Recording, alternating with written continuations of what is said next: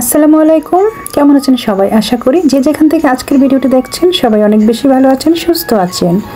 চলুন আজকে সুন্দর একটি বাসা ভিজিট করে আসি, আর সাথে আমরা কজন কোথায় মিলিত হলাম, কী জন্য মিলিত হলাম তা দেখাই। প্রথমে বাসাটাকে দেখাচ্ছি। আজকে আমরা কজন মিলিত হয়েছি সানজিদা বাবির বাসায় চায়ের আড্ডায়। সকালে চা খাবো, বাচ্চাদের স্কুলে দিয়ে আমরা মায়েরা আজকে তার বাসায় হামলা।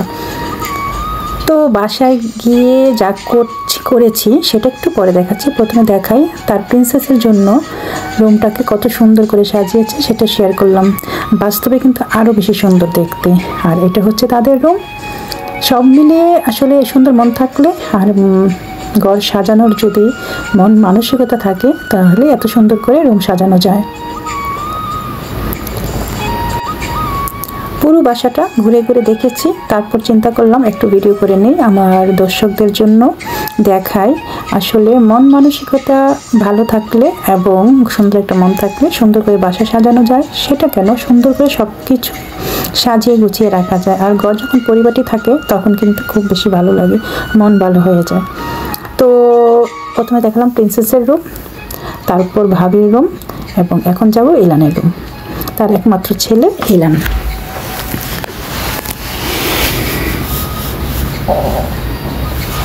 ভাবি চমৎকার করে বাসাটি সাজিয়েছেন। আসলে অনেকবারই তার বাসায় গিয়েছি, কিন্তু কখনো ওরকমভাবে ভিডিও করা হয় নাই বা সময় পাইনি। তো আজকে চিন্তা করলাম যেহেতু আমাদের চায়ের আড্ডাটাকে ব্লগ আকারে আপনাদের সামনে উপস্থাপন করব, সুতরাং তার বাসাটাকেও একটু দেখাই নিই কেমন।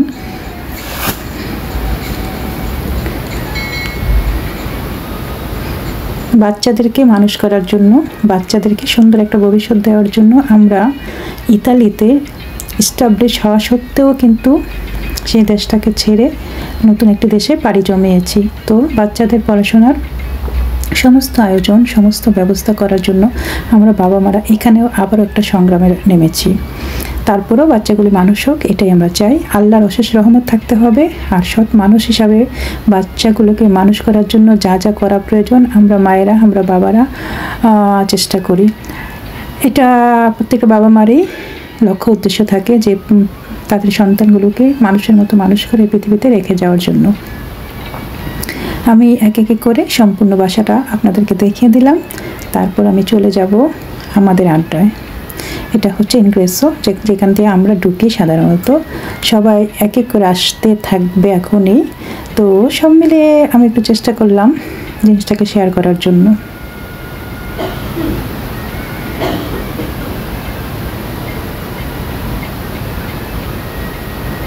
তাদের ড্রয়িং রুম, সিটিং রুম যেটাই বলি না কেন, living room, sitting room, drawing room, এক একজনে এক একটা নামে ডাকে।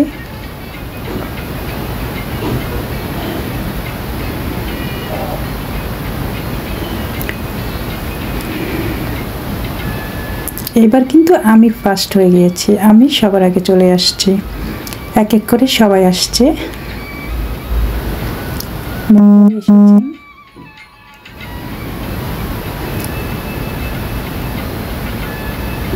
আসলে ব্যস্তময় জীবনে আমরা চেষ্টা করি যে সবার সাথে একটু করে সময় বের করে একসাথে হওয়ার। সবাই খুব ব্যস্ত, সকাল থেকে সন্ধ্যা পর্যন্ত আমাদের কাজের শেষ থাকে না। তারপরেও আমরা চেষ্টা করি যখন একটু সময় পাই বা সময় বের করে সবাই একসাথে হওয়ার। আর এই জিনিসটা হলে খুব ভালো লাগে।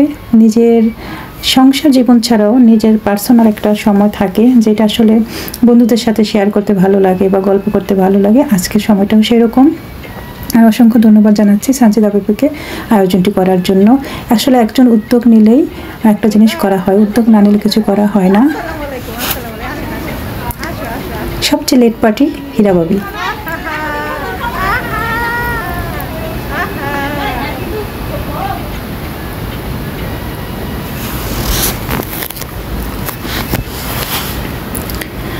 আজকের আয়োজনে যা ছিল স্পেশাল সেটা আগে বলি। সেটা হচ্ছে নিজ হাতে পরোটা এবং নেহারি রান্না করা। নেহারি কিন্তু সবাই রান্না করতে পারে না, সে দুঃসাহসিক কাজটা সে করেছে।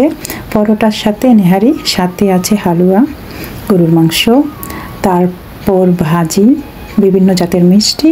তো সব মিলিয়ে চমৎকার একটি সময় কেটেছে। এবং আমি আশ্চর্য হয়ে গেছি, যতগুলি সে আটা গুলে রেখেছে, এখানে 10 না, এখানে 15-20 জন মানুষ খেতে পারবে। যাই হোক, আমরা সবাই পেট পুরে খেয়েছি। তার চমৎকার আয়োজন ছিল। আর সবচেয়ে মজার বিষয় যে সে কি দুঃসাহসটা করেছে, নিজের হাতে রুটি বেলে গরম গরম পরোটা দিয়ে নিহারি খাওয়াবে, এবং সে যেটা চেয়েছে সেটাই করেছে। আমরা সবাই অনেক মজা করে খেয়েছি। সাথে ছিল বিভিন্ন জাতের পিঠা।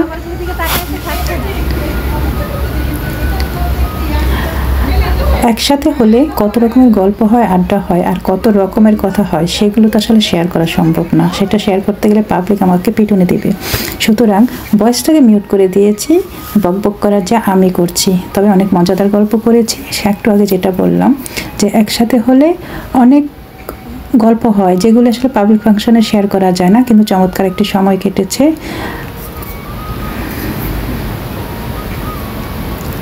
আর আমরা কজন যেখানে যাই সেখানে জমিয়ে উঠাই। আমরা কজন মানে আমরা কজনেই, সেখানে আড্ডা হয়, গল্প হয়, মজা হয় অনেক।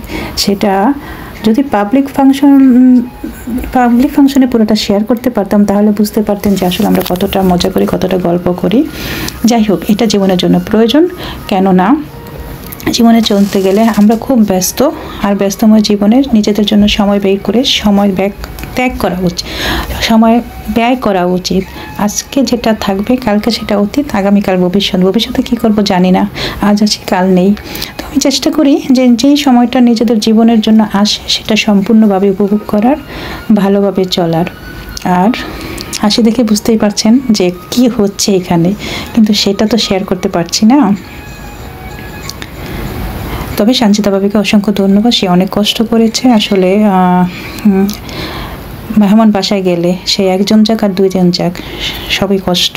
তারপরেও ওইখানেই শেষ না, আমাদের আরও ছিল মোরগ পোলাও, সাথে ছিল কাবাব, মানে কোনো কিছুর কমতি না। যদিও সকালের নাস্তা চায়ের আড্ডা দিব বলে আমরা সবাই গিয়েছি, কিন্তু সেখানে চায়ের আড্ডার সাথে দুপুরের খাবারও হয়েছে। যারা খেতে পারছে তো খেয়েছে, যারা না পারে তারা নিয়ে গেছে। অর্থাৎ কোনো কিছুর কমতি ছিল না। আর সে তো সবসময় সব কিছু বেশি বেশি করেই থাকে, এটা তার অভ্যাস। তো সুতরাং অনেক মজা করেছি।